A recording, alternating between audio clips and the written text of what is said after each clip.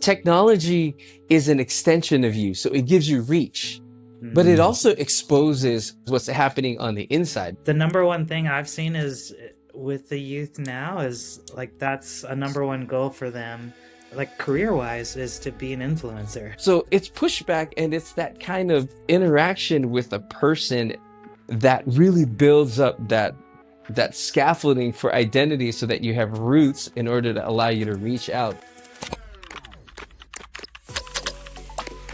Bro, I'm doing this series on formation and phones and when to give your teenager a phone. I realize there's a lot of families with kids coming up, families that have teenagers and they're kind of all over the place. Like I've seen 10-year-olds have phones and I've seen 17-year-olds that don't have phones. But there's a lot of families just trying to figure that out. Are you wrestling with any of that in your church and in your work? Like, do families come ask you about that?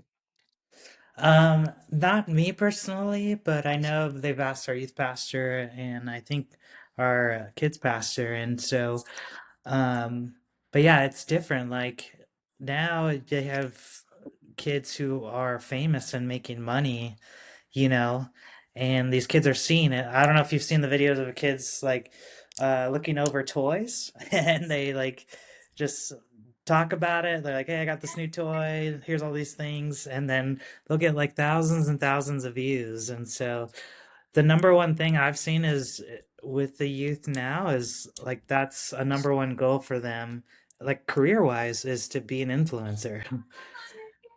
100%. Oh man. And it's a legitimate opportunity for a handful of kids, not everybody. Because some of it is you got to be good at what you're doing. Some of it is luck, but Oh yeah. not everyone's gonna make it as an influencer. And some of the things that you got to do to be an influencer is pretty like shady. Yeah, and then especially when you get sponsors, like it's not your critique anymore. They're giving you script and what to say, and and so um, I don't know. It's very interesting and weird to me because like I see influencers as those just trying to get likes or views or trying to live that lifestyle, but not Yeah. necessarily like I don't know if they're even thinking long term, like can I Bro, do this in 10 years from now, yeah. Where have you seen it? Like you've actually had conversations with kids about this stuff? Some of them, yeah, because I'll ask them because I'm the old guy now. So I'll ask them, I'll ask them about slang, and we'll joke around. Oh, at least I'll joke around with them and pronounce it wrong or something. And but I'll ask like, what are their thoughts on that, or I'll ask them about movies or things that I want to enter into that kid's world right now. And a Yeah. lot of them, yeah, have been saying, yeah, I want to be an influencer, and I was like, wow, like um, my thing with influencers is that I mean, you used to have this process, right? Like, I mean, you Gen X grew up with that too, of like you need to have fill out the right paperwork, you have to have the right equipment, you Yep. have to get permission, Yeah, you get and it permission. Yeah. and but now it's just free reign, and Right. so we're learning off of these people who I don't know their education background. I don't know, how qualified they are, and we're just taking it, at face value. And so, Yeah. And my research really takes a look at what technology is. Technology is an extension of you, so it gives you reach, but it mm, also exposes what's happening on the inside because, out of the abundance of the heart, you post on social media, right? And so right. it's reach, but it's also exposure and depth. And I think sometimes kids get this reach and they are interacting with thousands of people, but they haven't yet formed that solid identity. They don't have the roots in their identity to like kind of handle that reach. Mm, And so you hear stories of people hurting themselves because they don't have that internal strength and that the scaffolding for their identity to handle the kind of reach that they're getting.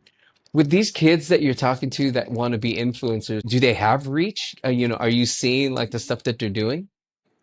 I haven't seen it, just the conversations, but um, yeah, I don't know. I kind of wonder. what boundaries look like at the home, with Yeah, parents. yeah. And I mean, you know more about development than I do. And, with that, like, I don't know, I'm worried about this generation. Well, so in the early 2000s, an actual person had to give you that kind of feedback.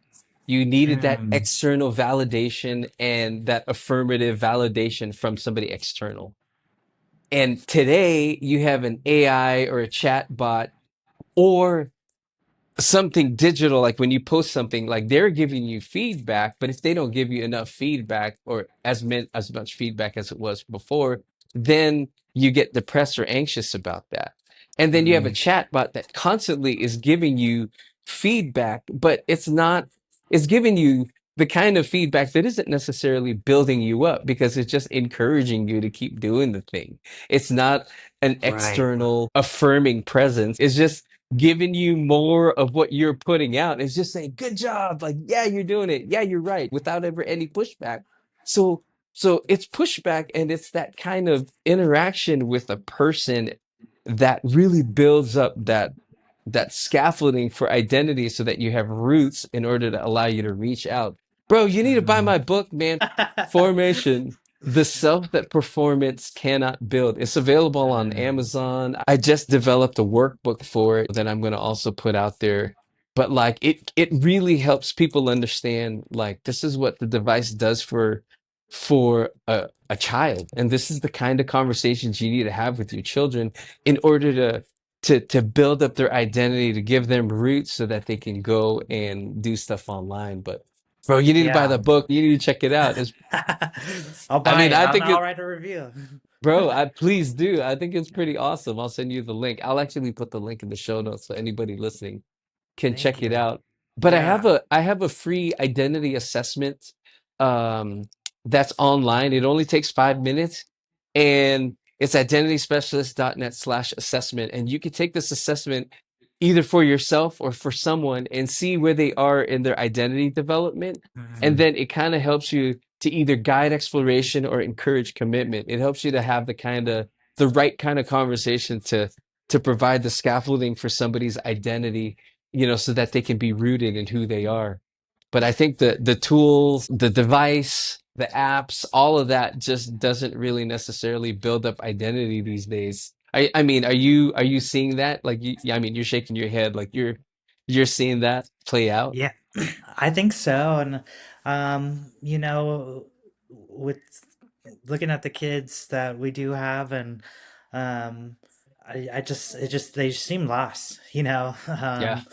which is tough because, I don't know if your book talks about or anything, but how do they discern, oh, I want this feedback from this person I respect Yep. versus like this person online, Yep. like, It's all in there. And honestly, as parents and as youth pastors and people in community with these kids, we need to be the ones to model that for them. Because when you look at educational psychology, teenagers, kids learn best by modeling. So what they see is what they're going to do. And so if their parents are always on the phone and don't have any time for them, I just saw a study that said like, yeah, my parents care about the phone more than they care about me because when I go to talk to them, they're not putting their phones down. So they're just copying and they're just doing what they see their parents doing. Like Jonathan Haidt wrote his book, The Anxious Generation, when he was saying like it's phone-based play and all these kids are on phones now. But I was like, yeah, but when you take a step back from that, an anxious generation was created by anxious parents. Like yeah.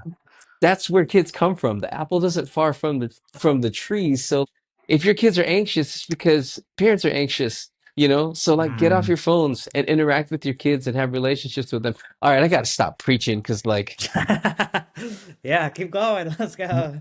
buy the But book, man. Buy the book. yeah, do you think, I think that's why it's hard to make fun of Gen X because, they grew up and had that identity and those conversations in person and not any kind of, I mean, maybe TV or radio, but like you don't have time for that, or Bro, I remember one time I was running like the bus, we missed the bus, and so we were running after the bus. right?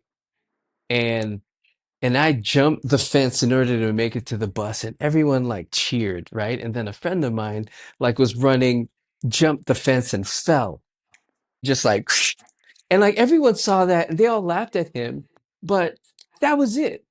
That was it. Like we all got on the Right. bus and everything was fine. But if that were to happen today, like it gets captured and then it lives on, and then like you get made fun of for a much longer period of time. Your identity then is like affirmed by this video of you messing up, and it just continues to get live on, and it continues to get shared.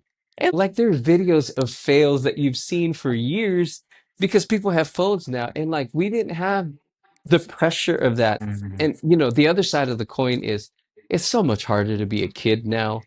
Oh my Bro, can you gosh. Yeah. imagine if everything that you did as a kid was recorded on video and shared? Bro, like that'll mess with you, man. And like Right.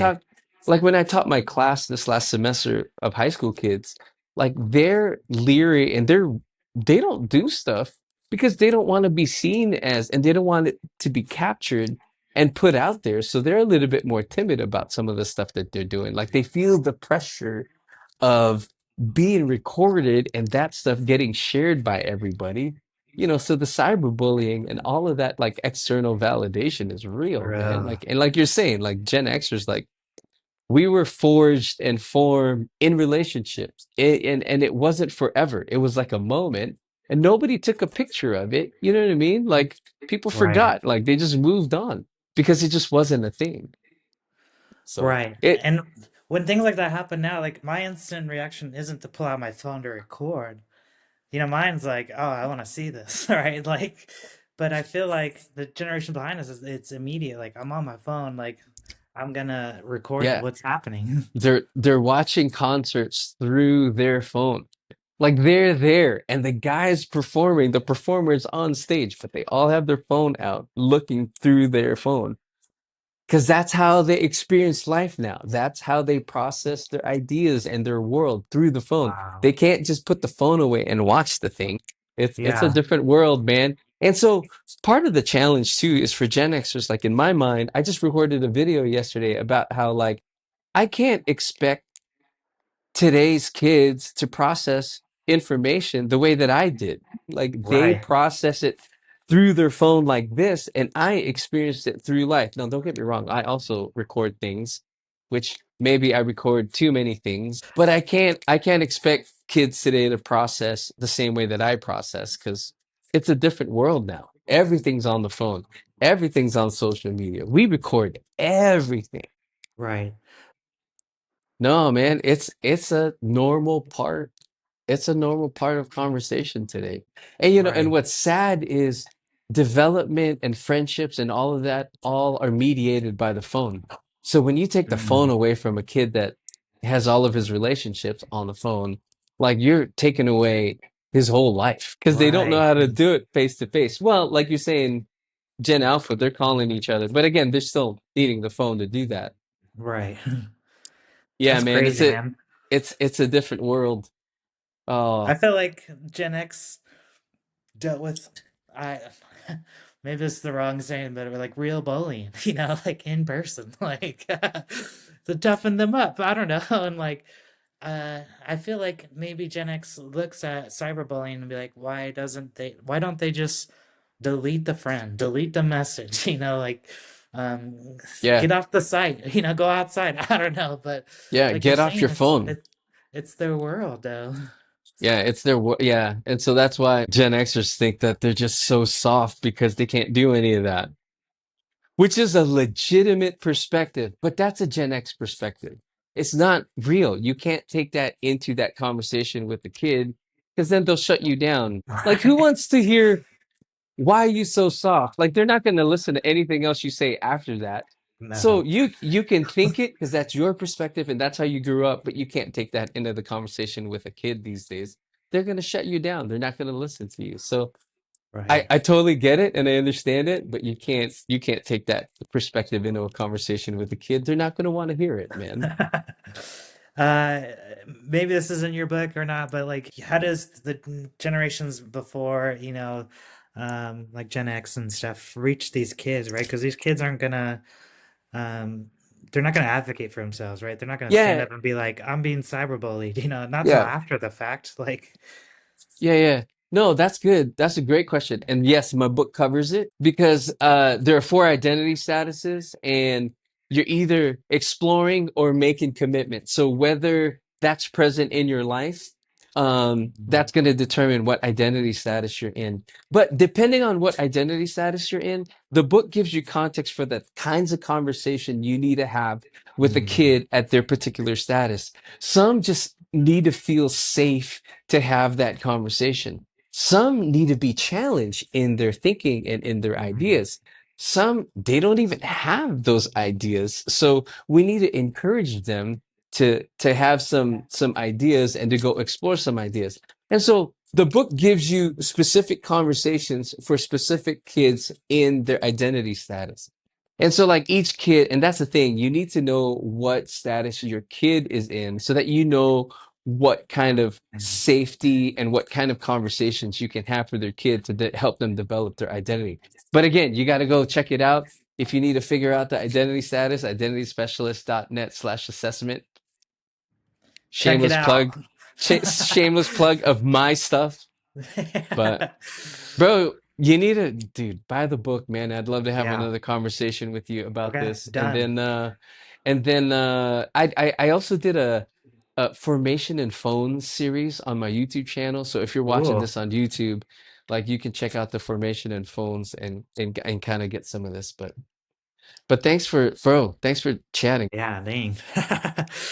No, and Yeah, thanks for yeah, the man. questions, bro. I appreciate you, man, so much. Thanks, man. Yeah, This is always a good time, man. yeah, bro. We'll do it again. All right.